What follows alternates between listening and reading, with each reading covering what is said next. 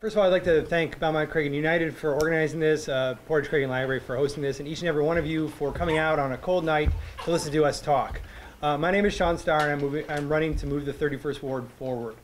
I'm a lawyer and a college professor by trade, but more importantly, I'm a husband and a father. That's my daughter over there. I was raised on the city's northwest side in a working class family. I put myself through undergrad, graduate school, and law school. It's my opinion that the middle class and the working class in this city are getting a raw deal. That politics has moved away from being Democrats versus Republicans and moved towards corporations and special interests and private wealth versus everybody else. The city of Chicago was built on the backs of working class families, and now those families, those same families, are being told to take a back seat by the mayor and the current city council. When I was a kid, my parents instilled in me the idea that if I worked hard, I can make something of myself, and I have. I want to be able to tell my daughter down the road, honestly tell her that she can do the same. And in many ways, that's why I'm running to be your alderman, to give a voice to the middle class, the working class people that make up the 31st Ward.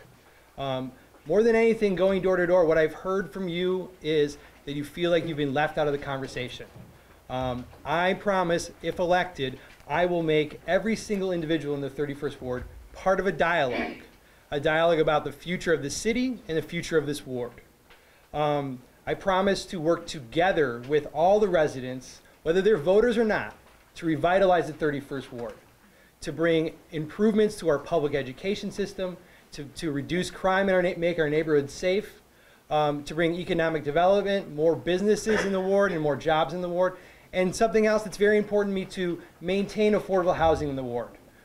If we don't keep affordable housing in the ward, we'll lose the unique cultural dynamic that makes the 31st Ward a unique and interesting place to live. Thank you, Sean. Thank you. Alderman? Good evening. My name is Ray Suarez. I want to thank the organization for having this debate. I've been the alderman of the 31st Ward since 1991. My commitment to the residents of the 31st Ward is economic development, education, public safety, and housing. And let me start with education. I've been able to secure more than $140 million in education funds for schools in the 31st Ward. I will continue to fight for reasonable class sizes, engaging in relevant curriculums, and hiring top-notch teachers. Keeping public safety is very important to me. I lead an annual anti-violence march regularly, attend roll calls. My staff always covers all the roll calls in this community. I go out and show up for neighborhood roll calls.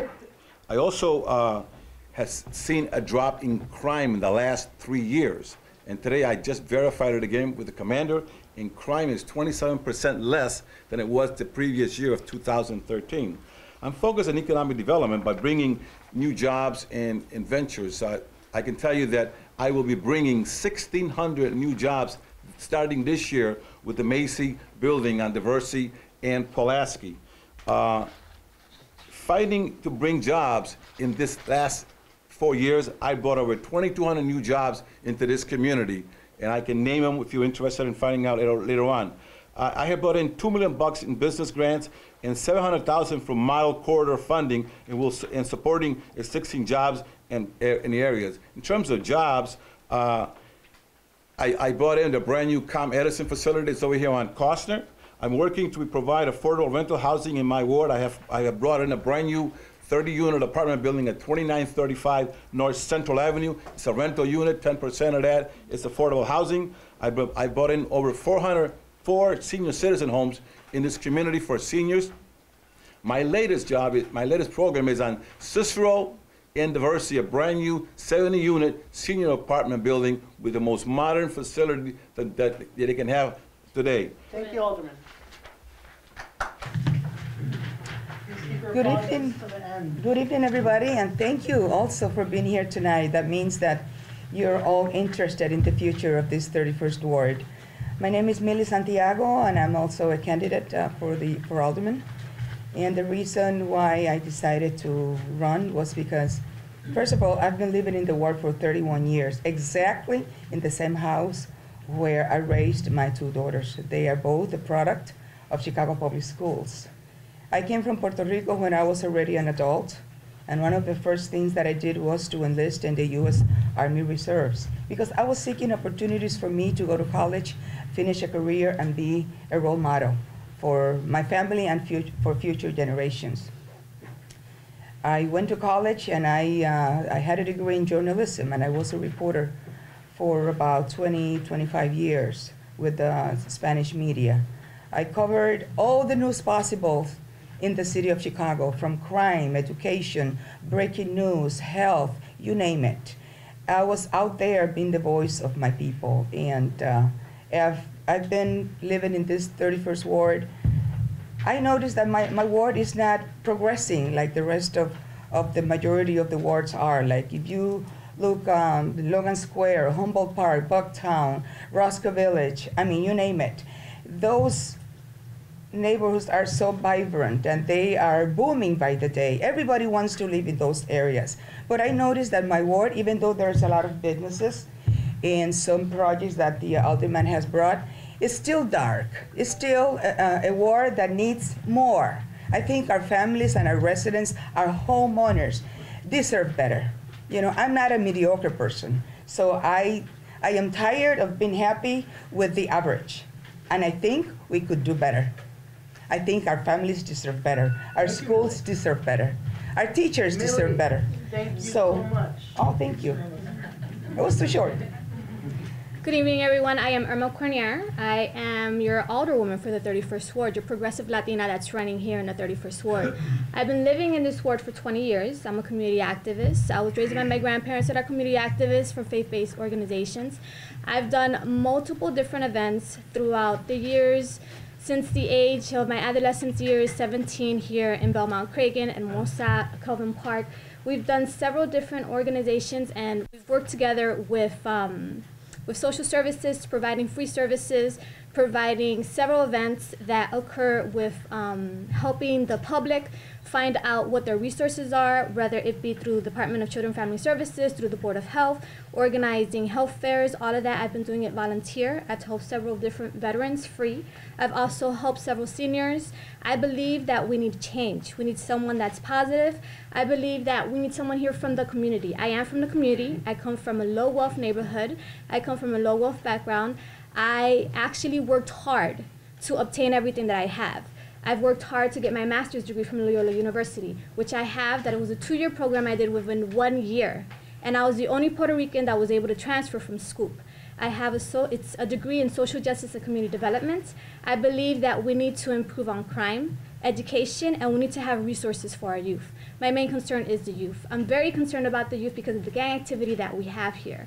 I'm concerned because I personally know, since I've been walking this ward, and you can check my petitions, I brought them here if you'd like to see them, where I was the one that spoke to these people. I went to over 2,000 doors. Some people slammed the door in my face, and it's okay. I understand that because some people aren't ready for change. But those that are ready for change, that's why I'm here. I'm here because I want to show the public, I want to show the youth, especially the youth, that it doesn't matter what your social economic background is, regardless if you're middle class, working class, or low income, if you're a citizen or if you're not a citizen, you have a right. And it's a civic duty for us to run, and it's very important. That's why I'm running. All right, we're going to start with Irma here. Who are you supporting for mayor and why? The same question is going to go to all 4 candidates. We're going to start with Irma. Who are you supporting for mayor and why? 1 minute. Who am I supporting for mayor? It's definitely not Ron Emanuel. I'll let everybody know that because I'm against the red light cameras. I'm against a lot of things that he's done. I'm looking for a new type of leadership. I'm looking for a leadership that focuses on community, that focuses on the low income, that focuses on people that want to better their lives, people that need the income that they're being robbed from these red light cameras. My choice, since this is a predominant Latino ward, we have over 78% is Latino base. We have, let's say we have over 66,000 Mexicans. I'm sorry, 68,000 Latinos. We have over 44,000 Mexicans and over 15,000 Puerto Ricans. With that in say, I would say I have to be behind Chuy Garcia. Didn't think you were going to answer it, but you made it just Julie? I believe that we have a very aggressive mayor. But the fact that we had a teacher strike when he first started his first year, that meant that there's a lot of issues with education. Teachers are not happy, administrators are not happy, parents are not happy. So that means that he was probably trying to go in the wrong direction. I applaud the fact that he has 3 contenders. I would like to hear from Fioretti, from Chewy, and from this other person about what they have to say, about what their platform is. I would like to, I'm dying to see the debates, to see what do they have in terms of bringing this city into a different direction. We are tired of the city being punished for a lot of people. As Irma said, I'm also against the red cameras and all these things that are going on in our neighborhoods. Millie, 1 minute. Do you just want to throw out a name or just? At this time, I would like to know a little better about the other candidates before I make a decision. Whoever wins, if I win, I would have to work with that person. All right. Also running are Doc Walls and Willie Wilson. So there's 5 candidates running for mayor, including the mayor himself. Alderman Suarez. I'm supporting Rahm Emanuel. I think Rahm Emanuel caught this city in this last 4 years in a hole. And this city is it's not out of the hole yet, but it's in much better shape financially than when he caught it. And a lot of people don't like the red cameras. To be honest with you, at the beginning, everybody liked the red cameras, including myself. The red cameras, I'm doing a major listening, studying, and reading about the cameras to see what should be done, if anything, to correct the major misinterpretation, because sometimes you get caught in this red camera deal where you have a school and then all of a sudden you have a park district section, which is very confusing. So I think it's going to have to be looked at real closely, and the way that the sign seats, if there's a pedestrian, if there's a child present in that 20-mile-an-hour speed zone, you're supposed to slow down. I think people have to look at this thing a little closer, but I think that the city is a much, much better financial shape than it was in 4 years ago. Thank you, Ray. Sean? I'm not voting for Rahm Emanuel. I think he is telling a bogus story to the people of the city of Chicago. I think he's really telling us a tale of 2 cities. On one hand, he's working on behalf of corporations and private wealth to make the city a playground for the rich people.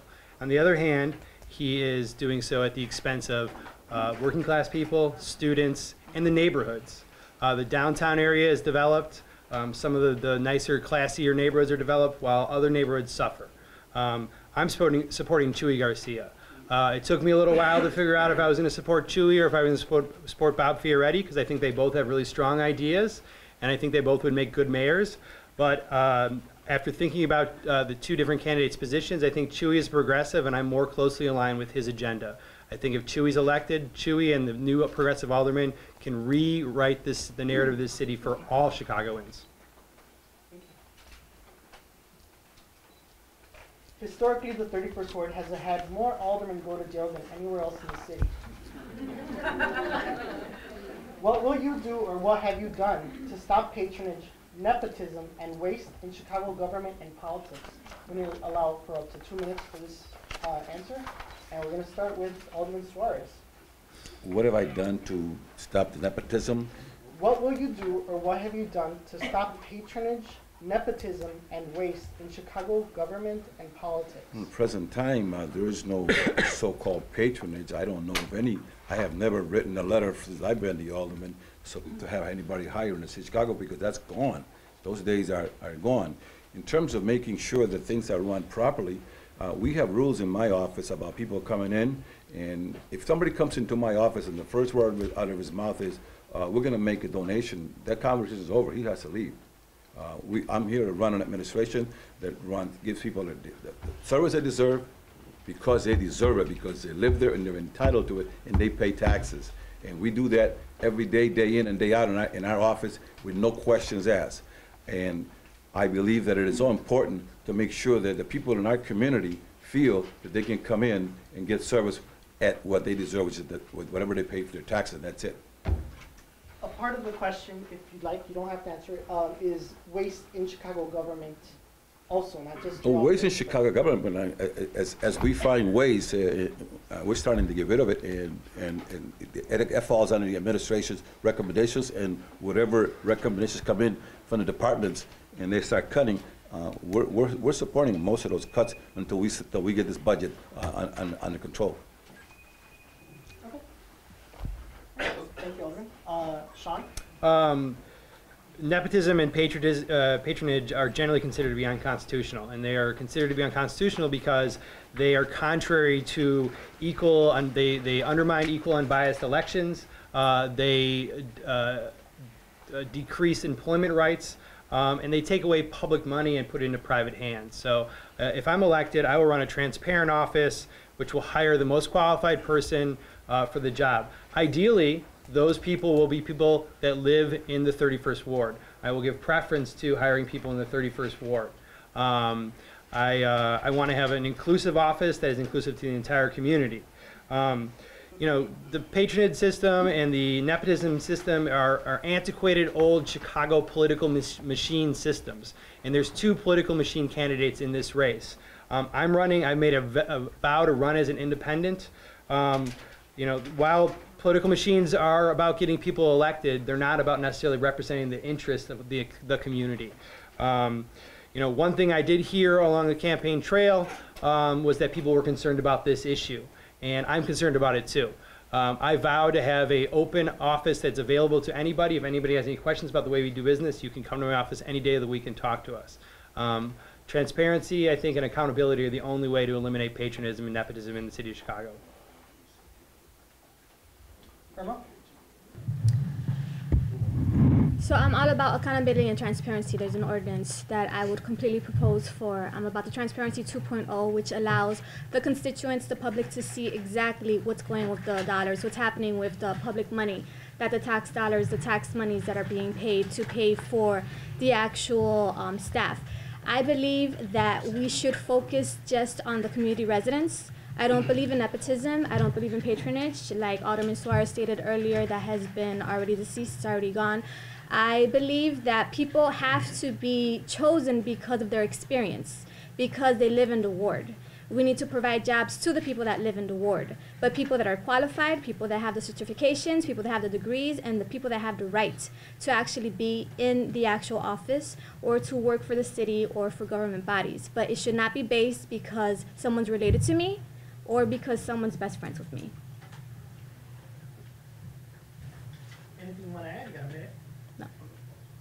All right. Try this one? Millie, Yeah, Millie, it's your turn. still. Sorry, Millie. I also believe in transparency, and I believe that when someone is elected to serve the people, it has to be for that purpose only. I have been talking to a lot of businesses in the ward. Many of them have been very upset with the alderman here next to my right because of the harassment and the shakedown from his part for political contributions. And this is not something that I'm making it up. I have been knocking on doors since September, and I've been talking to over 6,000 residents and businesses who have been coming forward and are tired of being bullied by an alderman that constantly suggests donations as an exchange for city services or for some permits or zoning or what have you. I believe that if you have the passion in your heart to serve and be honest and transparent and work for the people of Chicago, in this case for the people of the 31st Ward, you have to have certain qualifications to challenge when something is not right. I have been living in the ward, and I have been in the community very involved all the time. And let me tell you something, what I see is not conducive to progress or to prosperity in the ward. I condemn nepotism, favoritism. I don't think someone should be elected and then appoint friends or family like the various machine that's been on the news all over the place almost every day, because because of the abuse of power. So I think it's time for change. I think it's time for the people to take the torch and take this ward in a complete new direction where there is fairness for everybody. I don't think the current alderman is fair, and Millie, his thank time you is up. so much. Go ahead. Next question. Some people say that charter schools are taking resources from our neighborhood public schools. What is your opinion on charter schools? You'll have 2 minutes to answer, and we're going to start at this end with Sean. Yeah. I made a commitment to public education as a centerpiece of my campaign. My wife is a CPS teacher. My mom is a CPS teacher. And I think that the way in which the city has been systematically starving the neighborhood schools in our city is an example of what I was talking about earlier, the mayor's tale of two cities. As a parent, I understand the appeal of charter schools or alternative schools. You know, and I get the notion that there can be other ideas and other voices at the table. But I don't agree with taking public money out of public education and putting it in private hands. I recognize that some charter schools have good teachers and some charter schools have great ideas. But I think that when you turn education into a commodity, two things happen. One, it becomes a consumer choice instead of a civic obligation. And two, the interests are about a return on an investment, not a return on education. Charter schools were originally designed to collaborate with public schools and fill the voids that public schools had. Now, because they've been thrust into the marketplace, what they do is they're competing against public schools. They're taking away money from the neighborhood schools and crippling the neighborhood schools. And there's a lot of myths about charter schools. Charter schools do not outperform neighborhood schools, statistically speaking. Charter schools accept less English as a second language student and less special needs students as the neighborhood schools. They expel more students. That's how they keep their statistics up. And they skim the best off the top. They take the best students. You know, and the other thing that's really important to think about is charter schools. The numbers that you read about, the improvements, those are predominantly in wealthy white neighborhoods. Charter schools in underserved communities do not result in higher test scores. It's statistically not the case. They get less money. They don't get the cream of the crop, and they get treated like they're a savior in a community that they're not. There's not a check and balance system in charter schools. Each one operates differently. I'm against charter schools. Thank you, Sean. Alderman Suarez? Well, first of all, my commitment is to the public school system. As you can see, I brought over $140 million to the schools. That's my #1 priority, the public school system, to better it, to make sure that we get good schools, clean schools, healthy schools, schools that motivate students. And at the same time, I want to keep my students in our community. I am an anti-busing person. I don't have any charter schools in my ward. Let me make sure that perfectly clear. I don't have any charter schools in my community. But if a charter school came into my area and had a good reputation, and if I can keep 500 or 600 children in my community where moms and dads and grandmas can take part in their education, I will have to support that, even though my commitment is to the public school system, because busing kids, in my opinion, is not a good idea, and you lose control of your child for the rest of the day, and what happens? I think that we got to keep our kids in our community, and I will continue to fight to make sure that kids are kept in our community, because that's where they should be. They should start in our community, learn in our community, and graduate from our community. Thank you. Yes, ma'am. I believe that our neighborhood schools are a priority. Charter schools are an option for parents who choose to take their kids to charter schools, but I believe that our Chicago public schools should be a priority. I have many friends who are retired teachers, current teachers, retired administrators, and you know what? I have the most amazing stories with Chicago public schools, the lack of resources. If there's money for charter schools, there has to be the same amount of money for our neighborhood schools. Our schools, our teachers, and our students are struggling all the time without resources, without books. Sometimes they don't even have a gym or physical education or arts. But then what is happening with a great number, with millions of dollars that are going to these charter schools that at a time they're not held at a higher standard like CPS should be. You know, it's completely outrageous and it's completely unacceptable that every year, year after year, decades after decades, our CPS continues to struggle because our Chicago public school system is not the best. And if you go to any suburb, I mean, the education, the quality of education is so different. So I am committed to make the legislators accountable when it comes to funding for Chicago public schools, because our kids deserve the best. We have to prepare our new generation to compete, and yet we are not making that possible. So I don't agree with converting or closing school to open more charter schools. I think it's a bad idea. Thank you, Billy. Irma? So I am against charter schools.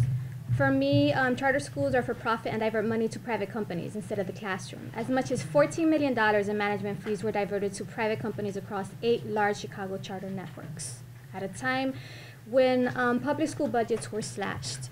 For me, charter schools are a problem. Being part of the local school council at Foreman High School, we've lost a lot of students and student bodies to charter schools. Each student that leaves, that's money that leaves the ward, and I'm against it completely. I'm against what they do. They were just meant to be as an experiment. They were never meant to be an actual entity. They were just for temporary, for a study, and that's it, and I'm opposed to charter schools. Next question. This will go to Millie, and then we'll move forward. Have you run an ethical political campaign? 2 minutes. Yes, I have. I am my own person. I'm running for my beliefs. I'm running for the passion of my community. Unfortunately, I don't have the millions of dollars that my dear Vice Mayor has. I've been trying to raise money, but you know what? A race is not won by the money that you have. I've been knocking on doors and talking to people because I believe that people have the right to have a face-to-face conversation with a candidate that is trying to take this ward in a new direction. I have my treasures, and I have everything by the book. I've been doing very small fundraisers because, I mean, the economy is bad. But you know what, honestly, I have so many people that are supporting my campaign, and that is what counts. At the end, an election is won by the voice of the people. An election is won by the conscience of the people. We don't care how much money you can have.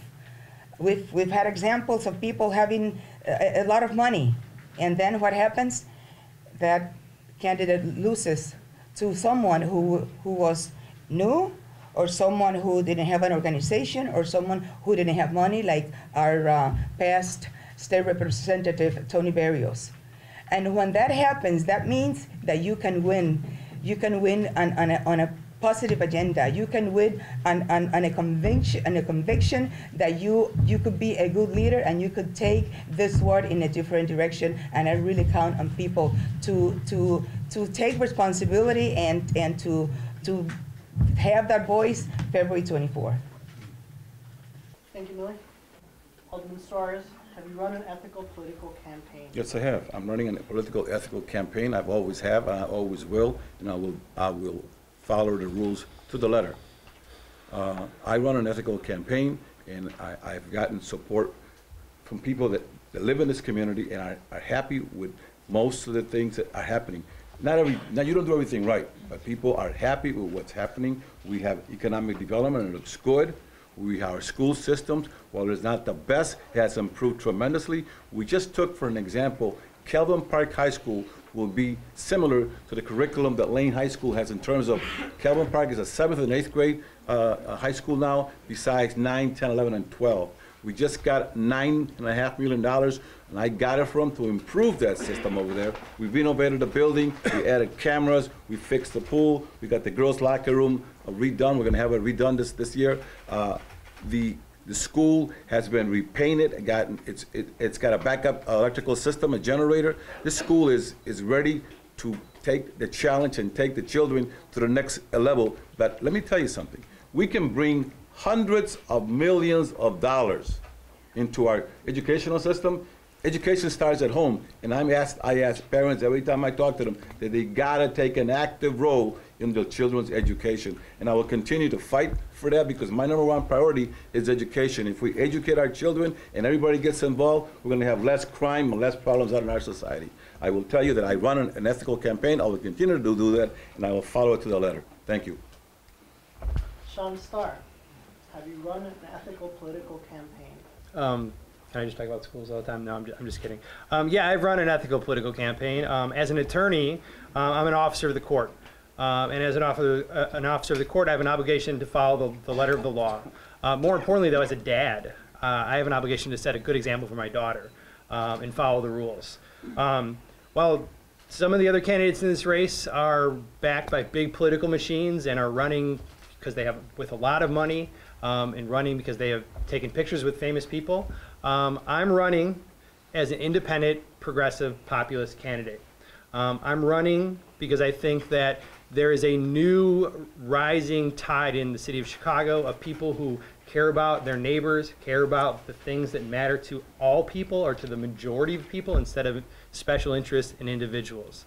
I haven't taken any donations from corporations or any donations from anyone who has an interest in the ward that I'm going to be beholden to.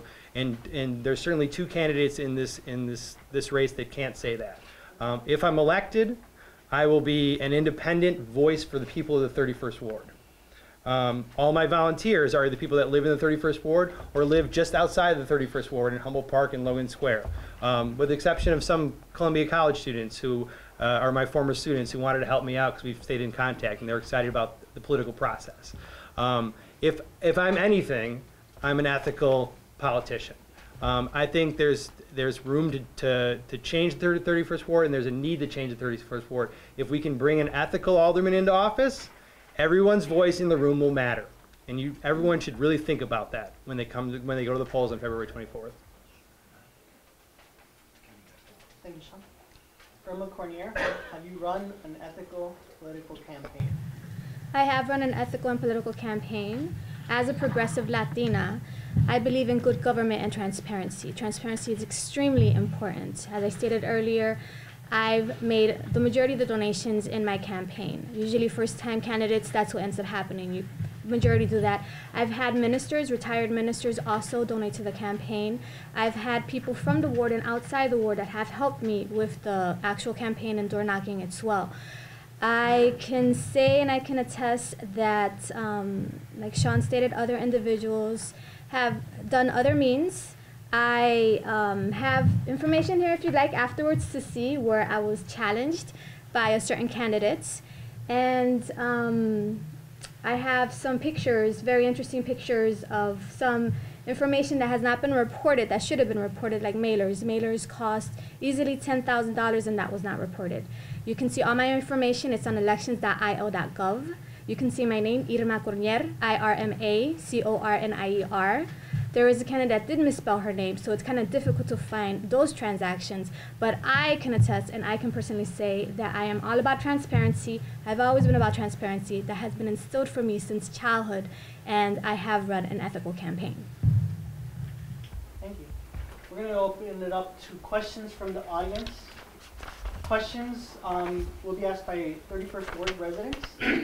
Right? That's the priority here. And also, please make your question able to be answered by all 4 candidates, not just targeted towards one candidate. Okay? I'm going to start with you. Please say your name and then ask your question. My name's Pat Wright. I'm concerned about Faulkner School. I was there for Santa's workshop. I volunteered, and the school is getting to be filthy on the inside because there's only one janitor, one engineer, and I heard all the schools in the city of Chicago have the same problems. Now that to me is disgusting. That school had a lot of money put into it, and it shouldn't be dragged downhill by not being taken care of. And it should be clean. The stairwell should be clean because the kids bring their breakfast up and down with the food. And one person to take care of that whole huge building is ridiculous. I want to know what can be done about that. So what will you do to improve the cleanliness in our Chicago public neighborhood schools. Irma. I'll try to work with the Board of Education. I am trying to, I care about an elected school board. I am for an elected school board. The elected school board allows the parents to decide and to voice what's going on in the community. With the elected school board, the parents are the voice. The parents are the advocates. The parents can fight and say, I want this to be taken care of. I want people to have a company that's coming in to clean the schools, that care about the hygiene of the school. Unfortunately, it was given to the lowest bidder, so it's a private company. Since it's a private company, what's happening is that they're trying to minimize on funds. They're trying to cut the funds, which is inadequate. And I believe with an elected school board, with the parents deciding who is going to be in charge of this, I will work with those individuals and we will work to try to fight to have custodians more than just one person, to have people like they used to have in the past while I was a student at Chicago Public Schools, when I went to Anderson and Clemente, where we had a whole team and it wasn't just one individual that was in charge of a school that has over 2,000 students. Thank you, Irma. Billy? No child should be attending a filthy school. And I applaud you for bringing that up. And that is one issue. Schools are crying out loud for more resources. One engineer and one janitor obviously is not enough. I don't know how many students go to the school, but you know what? This is one problem that we need to face. Our schools need more people that are committed and responsible for setting an atmosphere that is healthy and that is positive for the achievement of our students. I also agree that we should have an elected school board, because parents and the community they have to have control of the destiny of the education of our children. I think that has to be taken away from the mayor, and where big corporation representatives or friends are the ones controlling the destiny of our education. I believe as an elected school board is going to be accountable, and residents are going to be very, very active and involved in making sure that anything that happens to the school, they have to be accountable for. Thank you. Alderman Suarez, can you please answer the question? Thank you for asking that question. I think it's very important. Tomorrow morning, that's one of the first things I'm going to be addressing, and I'll get back to you on that response. It's unacceptable. I will never accept that. And I've talked to the principal. I've been to the school. I take tours through there. You brought this to my attention. I will make sure that is corrected, and it shouldn't be happening. If it's happening, that means that somebody's not doing their job. And the person that's responsible for making sure that the job is done there is the head guy. He is supposed to make sure that all these steps are taken care of. So I will be addressing that, and and that cannot happen, and it better not be happening again. That's the answer that I'm going to give you. The reason this is happening is because Mayor Emanuel and leaders that support Mayor Emanuel, including the two people in this race that are sitting in the center of the table, are the nickel and diming the public education system. They're trying to starve the public education system. I advocate for a holistic approach to public education. Like I said, my wife and my mom both teach at public schools. On the way over, my wife was telling me about how her co-teacher pulled the plug out of an outlet because it wasn't working, and they opened it up and it was full of dead roaches. It's disgusting and despicable that these kids live in this, work and go to school in this environment, and these teachers work in this environment. I also advocate for an elected school board. I advocate to stop closing schools. When you close a school, you ruin a community. I advocate for elimination of high stakes testing, and a return of certain programs like art, physical education, and some of the trade programs. We've gotten away from that kind of thing, and people can learn trades in public schools that they can then apply in the workforce. But back to what I said at the beginning, Emmanuel, Thank you. I'll see my time, please. Thank you. Question over here. Hello. Good evening. My name is Amaryllis Reyes. I'm a mother of 2 children, and I also have my niece and nephew. Crime around the area has been awful. There's been shootings in the morning, 9 o'clock in the morning, one by the school, Schubert. Another one happened like 2 or 3 days ago, during the day, during the night. You just can't walk around the neighborhood, and it's gotten worse over the last 2 years. And you can't go out after 4 o'clock. What will you do to ensure the safety of not only my children, my niece and nephew, but every child in the ward and everyone else that lives there? And also, there has been rapes, all of those things around the neighborhood, and it has happened also during the day, during the night. You just can't go anywhere anymore without being scared to go. Great question. Millie, start with you. You know what? That is one of the issues that has been the most common when I talk to people. Public safety. Our parents have been telling me that they feel like prisoners in their own homes during summertime. Their kids cannot go to the park because gangs are controlling the parks. They cannot even sit on the front porch afraid of being shot at. That is a huge problem. I have chased criminals myself down the alley. That's how bad it is. I have my daughter right there who was a testimonial of one day when she was attacked by someone. She ran into the house and she said, "Mama, there is somebody there who's exposing himself." My baby daughter was 2 weeks old, and I ran after him, and half an hour later, the guy was arrested. I believe, why I'm saying this, because I believe the issue is something that belongs to every single resident. We have to create a new way of improving the relationship between the community and the police, so that there is some commitment from both sides to try to tackle on the crime. More questions in. Keep your answers, everyone, to 1 minute. Manage your time at ours, please. Alderman Suarez, same question. Well, safety is very important, not just to me, but to everyone in this community. And I'm one of the first guys that'll tell you safety is important. But one important factor that my colleague, my left thought, which is important, is that everybody says crime is rising, and I'm not going to argue in certain topics of crime, but we must get involved to become part of the solution. And I don't mean people to be police officers, but I mean people to get involved, call the police, look out the window, call your neighbor. You know, we got to form together a watch area, because a lot of us complain that when we go visit areas in the far northwest side or the far southwest side, the minute you park your car there, the police come. You know why? Because people don't recognize who you are and they call the police. So what I'm saying is we got to get together as a group and form a teamwork and be part of the solution and tell the police, call the police, get involved. Because if we get involved and call the police are going to respond too. 1 minute is not enough. If the libraries were open until 9 o'clock, we'd have more time for it. Sean? Yeah. First of all, thanks for your question. If you don't feel safe in your community, then you don't have a community. And I've made crime one of my 4 platform points. It's the second after public schools, but it's the first one that I'm going to aggressively attack. When I'm elected, I will, within 3 months, institute a 5-point crime reduction plan. The first part of it is community policing. It's engaging the people that live in the ward with the alderman's office and the police. I want to identify ambassadors, people who are okay, who feel comfortable around police, communicating with police, who will communicate with me and the police department. I understand that not all the residents want to talk to the police. I get it. There was a period in my life where I stayed away from police and didn't want anything to do with them. But I want to identify ambassadors that can be the go-between or the liaison.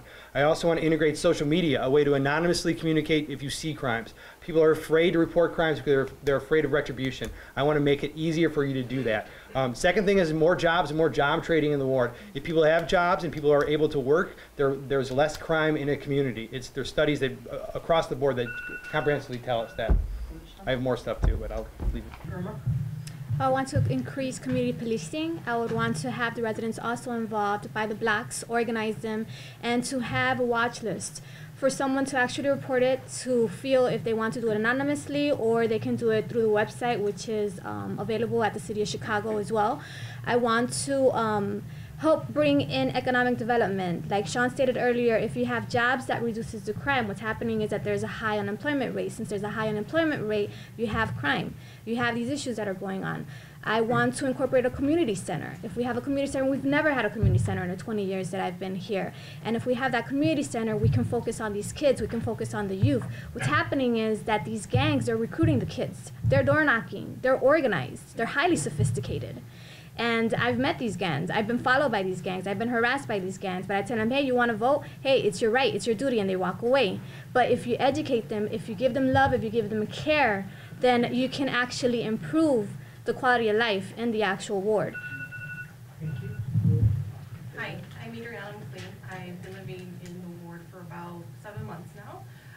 What would you do if you're elected as an alderman to bring in younger, educated individuals into the neighborhood? And what would you say is the positive of this neighborhood? I'm hearing a lot of negative. I want to hear a little bit positive on your personally what you feel the neighborhood has.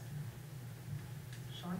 Well, that's 2 questions. Yeah, sorry. One thing I'm good at is bringing young, intelligent, interesting, engaging people around me. I've been I collect people. So my whole life I've been interacting with people that are from a diverse audience.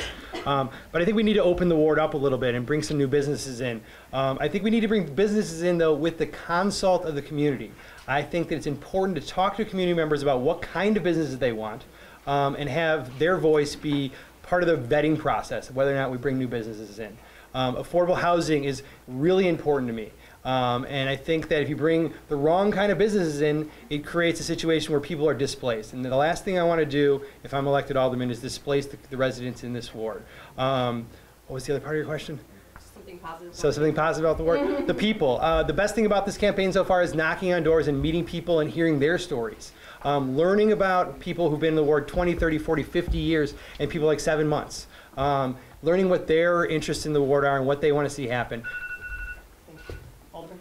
Well, it's a great community. This community is a very diverse community. This is like the United Nations. We have everybody represented in this community, and we have to make sure that we start getting to know each other, be polite to each other, and work together. But economic development is a very important part, and I don't speak about it. I produce. There are 2,200 jobs that came into this ward this 4 years, and it's going to help these people get work, and it's going to help crime come down. Because when unemployment is high, crime does rise. This ward is getting better, regardless of what people say around here. I can show you, if you want to take a tour, because there's a lot of great things happening in this ward, and I'm very proud of what's been going on in this ward and the great movement that is taking place in this community.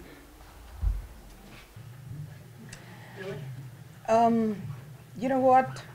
Our ward is very poor when it comes to new businesses, to different upper scale businesses that will attract the young generation, like we see in Humboldt Park, in Logan Square, Bucktown, you name it. Because again, we don't have enough economic development to attract the new generation. We have a lot of students that are going to college right now, but what's going to happen once they get off college? They go to live elsewhere, they go to live downtown, because there's a lot of other things that attract the youth or the younger generation. We need to attract new businesses and find ways through different organizations and organizations that have to do with businesses to try to engage and encourage people to think of being entrepreneurs instead of being just an employee for someone else. I think there's a lot of things that we could do because, like I said, there's not enough opportunities for the young generation to stay in the ward. Thank you. Irma? Well, I personally did over the summertime the very first Belmont-Cragin car show. What I want to do is more family-focused events. I want to incorporate the first Belmont-Cragin festival. We've never had a festival. We've never had a parade. What I love about this community, and it's completely diverse. You got Europeans, you got Latinos from all different types of countries, from Central America, from Mexico, from Puerto Rico, the Caribbean. I would like to do like a Pan-American festival here, which we've never done. That's what I would do. What was the other question? I'm sorry. What would you do to bring younger, educated individuals into the neighborhood? So what I would do is, I went to Columbia College. We used to have Manifest, and Manifest was where we incorporated the arts. There's a lot of artists here in this ward. We have poets, we have singers, we have just amazing group of artists. We have a theater group here not too far from this location. I would incorporate them and I put them right on stage. And even if I have to use the faith-based organization I'm from, I will use it there if that's the only space that we have available. I'm all about the arts, and I think that's what This will be, we have to respect the library's time, so we're just going to ask one last question. All right. If you were not running for office, who would you support from this table? Sean? If I was, I'll tell you in order. If I wasn't running, I would vote for Irma. Me and Irma have very similar progressive ideas that we've talked about extensively. I think she would be a good alderman. I think I am more qualified than her. I'm sorry. I think that my background as an educator, teaching for 10 years to a diverse student body, and being an attorney for almost 5 years and dealing with a vast majority of different types of clients, that I'm more equipped to deal with the issues that will arise in the ward. So if I had a vote, I would vote for Irma. If there's a runoff, quite honestly, between Ray and Millie, I'm going to vote for Ray because I don't know what Millie's positions are. You know, she talks a lot about being, you know, a voice for change, but from what I know, she's backed by a large-scale political machine, just like Ray is. And I feel like if you elect either one of them, things are not going to change. But I'm going to vote for myself. But you did answer it. Alderman Sarge will work our way down. Well, if I was not running for alderman, I would try to find somebody that's got similar ideas as to what my goals have been to improve this community and to better this ward. And this ward is in good shape, and it's going to continue to grow. But if there was a runoff, I would ask people to vote for me because I'm going to win this runoff because my record speaks for itself. When you talk about jobs, I produce jobs. Talk about public safety, I produce public safety. When you talk about housing, I produce housing. When you talk about senior home, I produce senior homes. When you talk about public safety, I've worked together with the police department and everyone to bring public safety into this community. This community has to get involved as a group, and you'll see the difference that we're going to make as working together. But I talk to people, and they tell me, they bring a complaint to my office, and the first thing out of their mouth is, I do not want to be brought into this complaint. You handle it. So what we do. So Alderman, if there were only three people on the ballot and you retired, which of those 3 people would you vote for, or would you just not vote?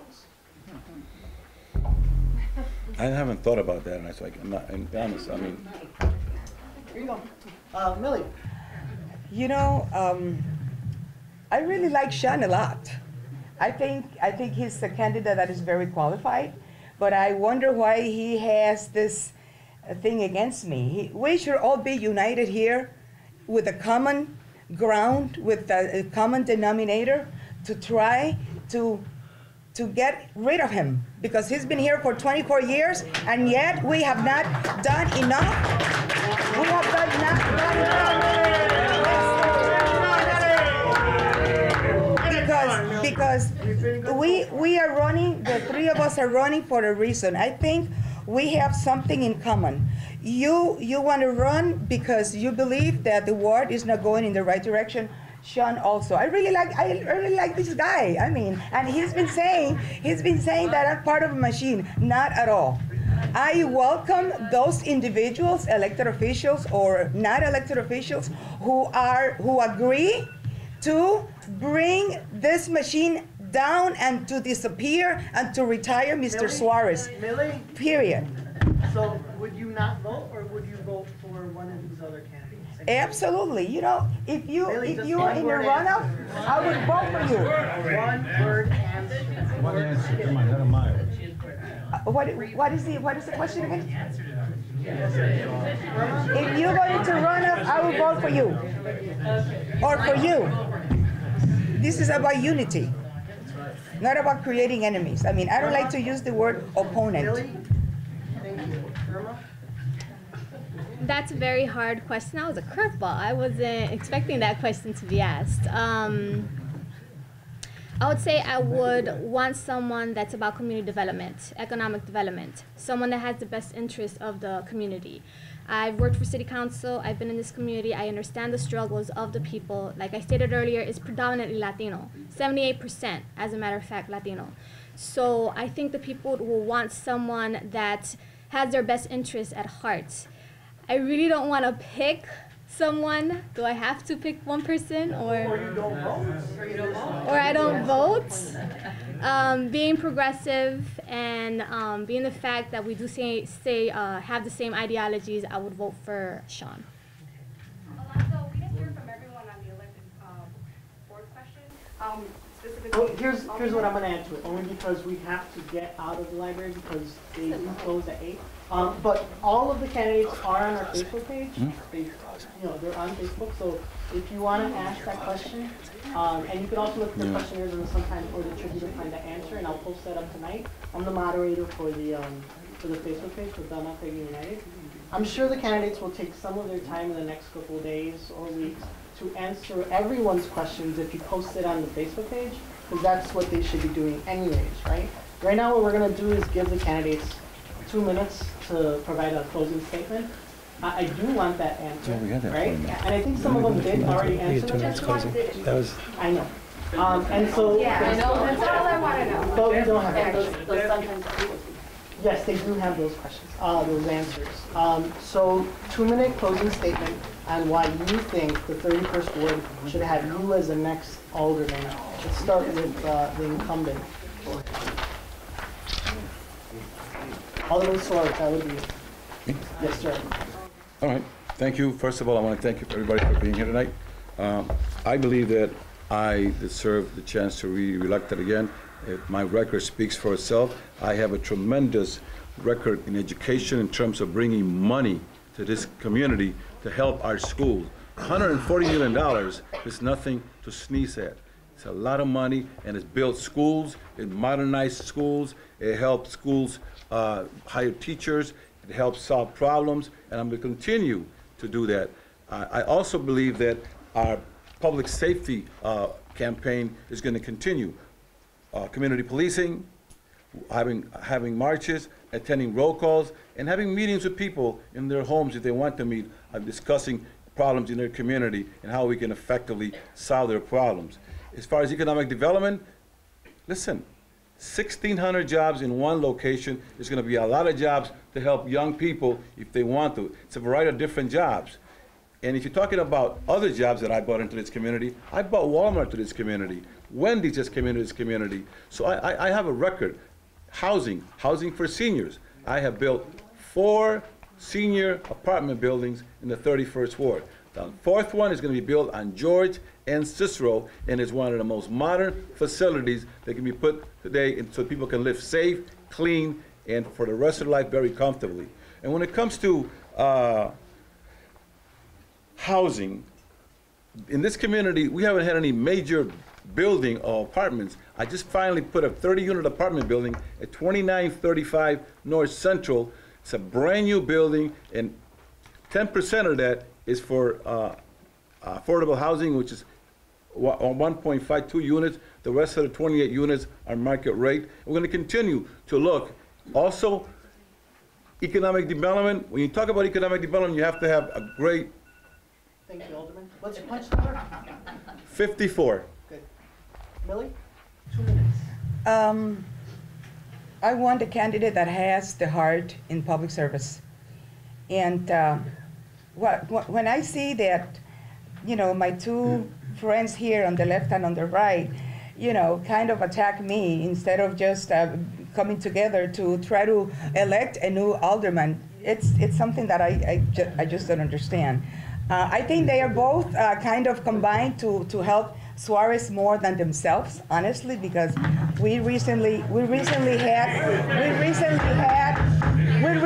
had an interview with the Chicago Tribune, and we just had an article in the Hoy paper que dice en español: los 4 se reunieron con el diario Chicago Tribune para hablar de sus plataformas, y tanto Starr como Cornier coincidieron en varios puntos con la política de Suarez. That means that we both went to the Chicago Tribune, and Starr and Cornier kind of agreed for the most part with the Suarez platform. Let me tell you, I think when he says that he's bringing this project, the housing project, 24 years later, and you haven't done that. I think it has a lot to do with your leadership. People need new direction. People need a new leadership.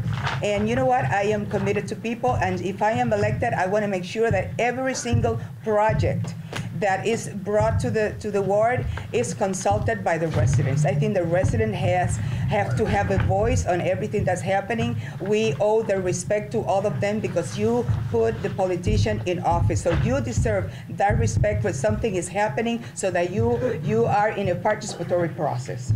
That's right. I would like to speak about that. That is completely false allegations and untrue. Like I stated earlier, if you go to Milagres, which is the way her name is spelled, Milagres, instead of Milagros, Santiago, you're gonna see that she has only $2,150. This is a mailer. This costs money. You have to have a printer. This is another one. This costs money. This costs easily $10,000. Look at this. I received this at my house. Look at all the people endorsing her. As a matter of fact, she was the one that challenged me. She did not want to have another Latina on that ballot. These two individuals were the ones that were the watchers. You could do a Freedom of Information Act at the 69 West Washington building. You could go to the 5th floor, 6th floor. You can ask to find out the individuals that were my watchers. These were the watchers. Right here is the petition. Right here it says that Victor Cuadro was the individual that objected me. If you want to see this, I'm about transparency. You can read all this information. It's all here. As a matter of fact, I went to Cuadro's house. I went there and I spoke to that household. I have a signature from Cuadro's house. It's right here, 45, page 45. You can look at this line. This is all here. This is all open. You want good government? You want transparency? That's what you want. You could look at it right here. It's right here, and it wasn't challenged. But there is a person from the household from the Cuadro residence, and I was informed that they work with the Arroyos. The Arroyos are a machine. The Arroyos have been attacking me. I've been harassed by them. I've had a lot of issues with them, and I am not working with Suarez. Those are false allegations, and I just want to clear that out. Sean and I are not working with Alderman Suarez. We're working individually, we're working as progressives, and we care about this community. I've been living here for over 20 years. I've always cared about the community. I know the alderman personally. The alderman knows me as well. I have nothing against him, but I believe we just need change. Do we answer to that? No. Yeah, if you go to... Aquí está todo, mira. If you go to reclaimchicago.com, there's a voting record for Alderman Suarez. Every single thing on that list I am completely opposed to. I'm certainly not aligned with him. I'm running because I don't agree with his way in which he votes in city council and the way in which he represents this ward. I'm running in large part because I care about the community. And I think this community needs an independent voice. I think I can provide a unique leadership here that this ward hasn't seen in a long time. Everybody up here on this panel said they would vote for me if they were run off. He didn't say it out loud, but he whispered in my ear.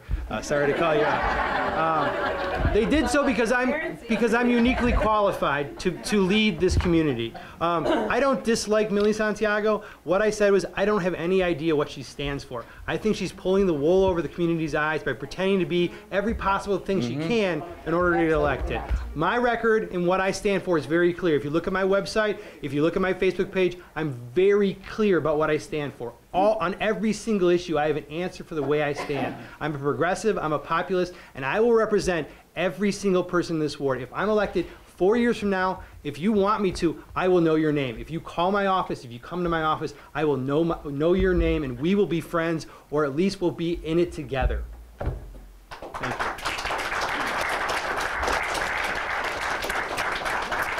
So I thank everyone for coming tonight. How many of you guys like us on Facebook, Belmont-Cragin United? Please like us. We have these type of conversations almost on a daily basis. We provide information that you might not get on your own. We took out a copy of all of the PDF of all the petitions for the 4 candidates. So if you'd like to know who circulated, who signed, the whole thing, public information, just post it, let me know your email, and I'll send it to you. It's something that's never happened before. We're going to look at the donations. If you have a question, post it up. They'll be able to respond to that question, or we'll do the research, because that's what we're here for. My former boss just told me that we need to start heading out. What? Punch numbers, yes, Sean? 51. 54. 52. Irma, or Millie?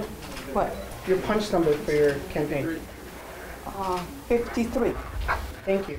And so, well, I appreciate it. This is the first time we've ever had this. You guys are all very polite. And next meeting for the Belmont-Cragin United, we'll post it on the Facebook page, and you can just come here and talk about the issues that are occurring in our community. Thank you. Thanks, everybody.